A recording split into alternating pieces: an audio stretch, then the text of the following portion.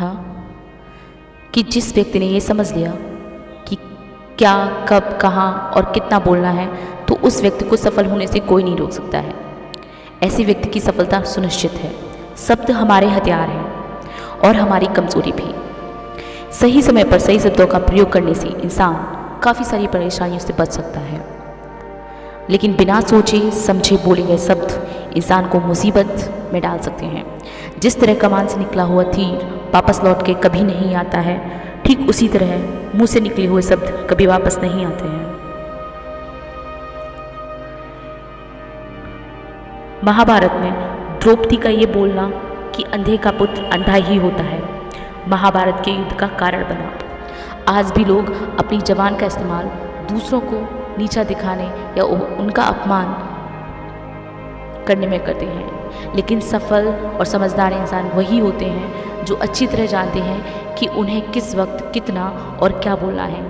Silent रहने का मतलब ये नहीं है कि आपके पूरे दिन का एक भी शब्द ना बोला जाए या चुपचाप रहना। मौन का मतलब है कि बेवजह शब्दों का प्रयोग नहीं करना चाहिए। जहाँ ज़रूरत है वहीं ही बोलना चाहिए। अपने लक्ष्य पर ध्यान केंद्रित करना चाहिए। चलिए, तो आज मौन से संबंधित एक कहानी मैं आपको सुनाती हूँ, जिसके जरिए आप जान पाएंगे कि मौन में कितनी शक्ति है। एक दिन एक संत जी और उनका शिष्य एक बड़े शहर में पहुंचे। उन्हें खाने के लिए भोजन और रात को ठहरने के लिए किसी स्थान की जरूरत थी, लेकिन उनके पास पैसे नहीं थे। शिष्य को पूरा विश्वास था कि ऐसी अवस्था में उन्हें खाने के लिए भीख मांगनी पड़ेगी और रात को किसी खुले स्थान पर सोना पड़ेगा। रास्ते में जब वो किसी बगीचे के पास से गुजर रहे थे तो शिष्य ने गुरुजी से कहा, गुरुजी, ये देखिए एक बहुत बड़ा बगीचा, हम खुली हवा में यहाँ रात को ठहर सकते हैं। गुरुजी ने कहा, हाँ शिष्य। थोड़ी देर बाद गुरुजी ने कहा, नहीं, आज रात हम किसी होटल में रुकेंगे और खाना भी वहीं खाएंगे। यह सुनकर शिष्य बहुत हैरान हो गया और उसने कहा, गुरुजी, हमारे पास तो इसके लिए पैसे भी नहीं हैं। गुरुजी ने कहा, शिष्य, यहाँ आओ और बैठो। वो दोनों जमीन पर बैठे।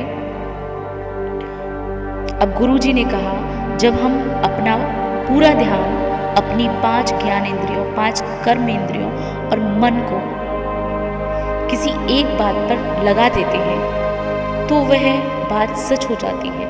कहने का अर्थ है किसी भी बात पर गहराई से विचार करते समय अपनी 5 कर्म इंद्रियों को स्थिर करके अगर हम अपनी आँखें, नाक, कान, जिह्वा और त्वचा को भी उस बात की ओर लगा दें तो वह बात सच हो जाती है। ऐसा कहकर गुरुजी ने अपनी दोनों आंखें बंद की और अपना पूरा ध्यान सिर्फ उस बात की तरफ केंद्रित किया। लगभग 10 मिनट बाद गुरुजी उठे और अपने रास्ते पर आगे चल दिए। शिष्य भी अपने गुरुजी के साथ चलने लगा। वे कुछ गलियों को पार करने के बाद एक होटल में पहुंचे। गुरुजी ने शिष्य से कहा, आओ अंदर चलो। अभी उन्होंने अपने कदम अंदर रखे ही थे कि अचानक से एक बहुत बड़ा अमीर व्यक्ति उनके आगे आकर खड़ा हो गया। उसने कहा, मैं इस होटल का मैनेजर हूँ। आप कोई पहुँचे हुए संत दिखाई पड़ते हैं। आप बहुत दूर से चलकर यात्रा करते हुए आए हैं। शायद आपके पास पैसे नहीं होंगे। क्या आप हमारी रसोई में काम करेंगे?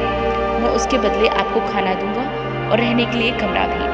गुरुजी ने कहा, ठीक है, हम तैयार हैं। शिष्य ने गुरुजी से कहा, गुरुजी, ऐसा कैसे हुआ? क्या आपके पास कोई जादू है?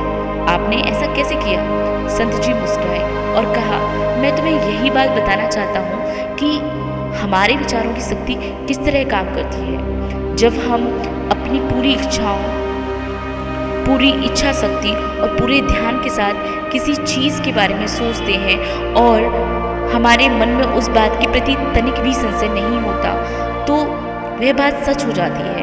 किसी भी बात को सच करने का रहस्य है उस बात पर पूरा ध्यान लगाना और उसके बारे में सोच विचार करना। सोचते समय उससे संबंधित हर छोटी छोटी बात को अपने ध्यान में सच होते हुए देखना, उस बात को सच होने में पूरा विश्वास रखना और इसमें अपने मन की पूरी इच्छा शक्ति लगा देना। जब हमारा मन हर प्रकार के विचार से खाली होता है और जब हम उसमें सिर्फ एक ही विचार प्रवेश करते हैं तो उस विचार को हमारे मन की पूरी शक्ति मिल जाती है और वो विचार सच हो जाता है।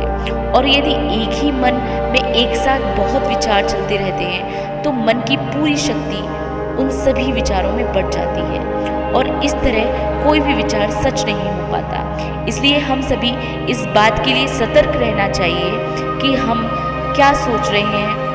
हम एक समय में एक ही विचार के बारे में सोचने से उस विचार की शक्ति कई गुना बढ़ जाती है और उसका प्रभाव भी बढ़ जाता है। जब भी हम कोई काम करें तो हमें उसको बिना बोले करना चाहिए।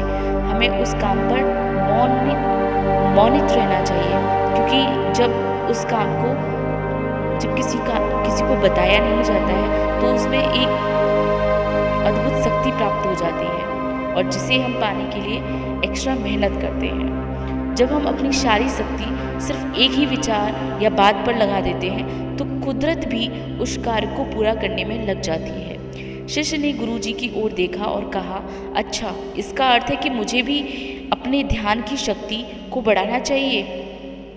यही अपनी किसी इच्छा को पूरा करने के लिए पहला कदम है। गुरु ने कहा, हाँ शिष्य, यही वो शक्ति है जिसके रहते हम संसार से सब कुछ प्राप्त कर सकते हैं।